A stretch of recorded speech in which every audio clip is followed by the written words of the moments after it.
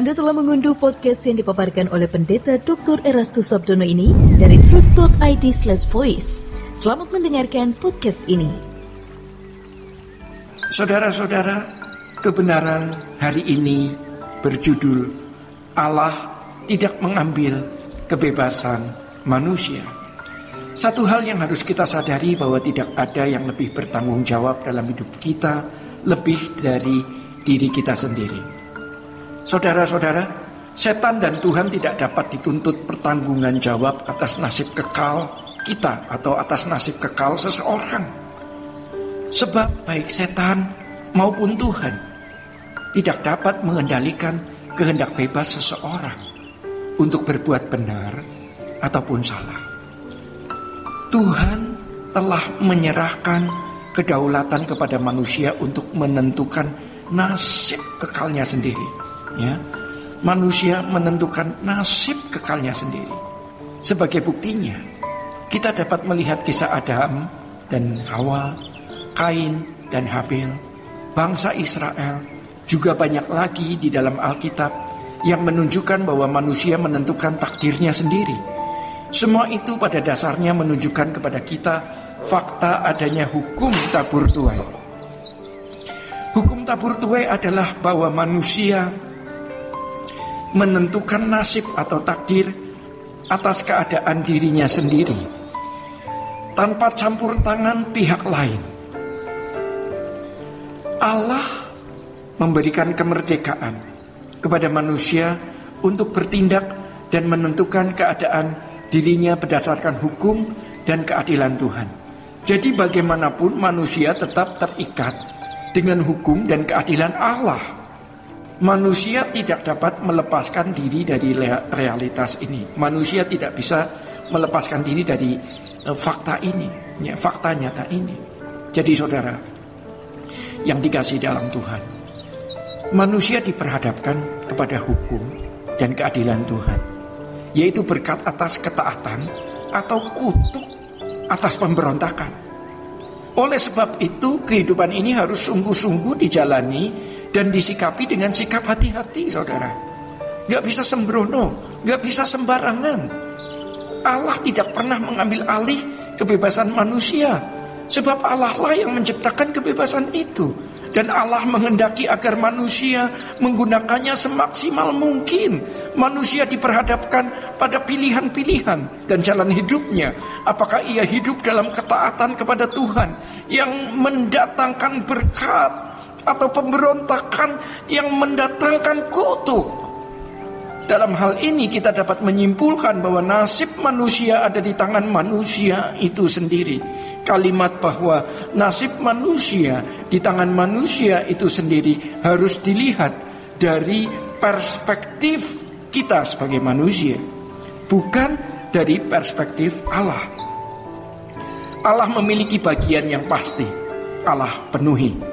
Tetapi manusia juga memiliki bagian mutlak yang harus dipenuhi. Saudara-saudara, menjadi kehendak Allah agar kita mengontrol kehendak diri, tubuh, jiwa, dan roh kita sendiri dengan seksama.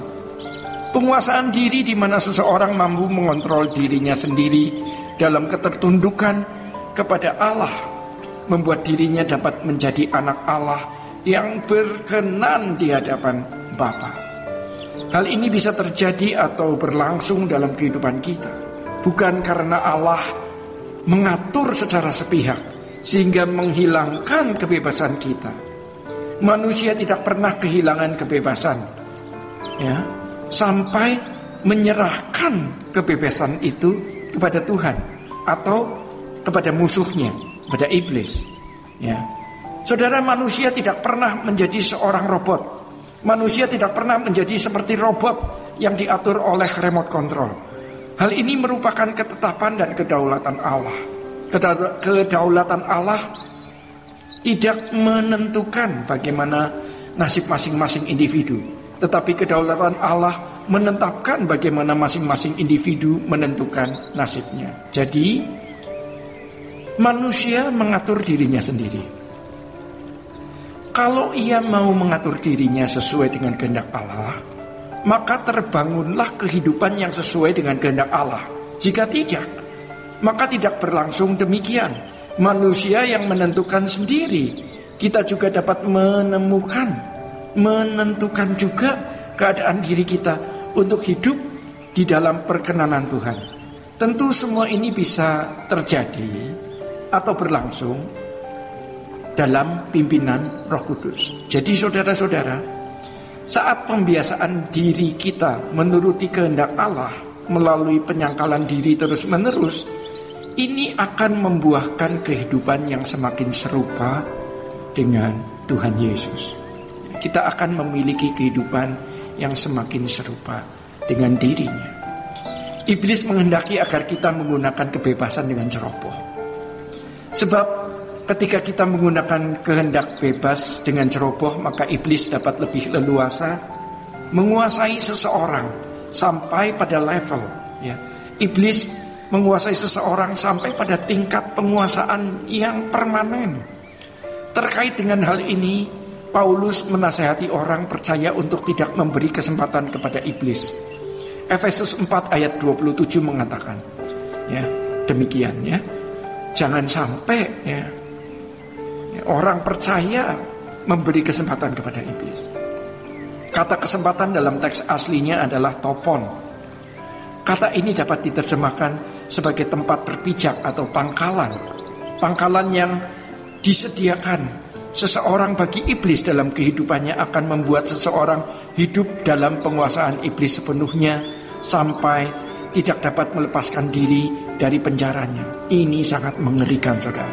Sangat mengerikan. Ya.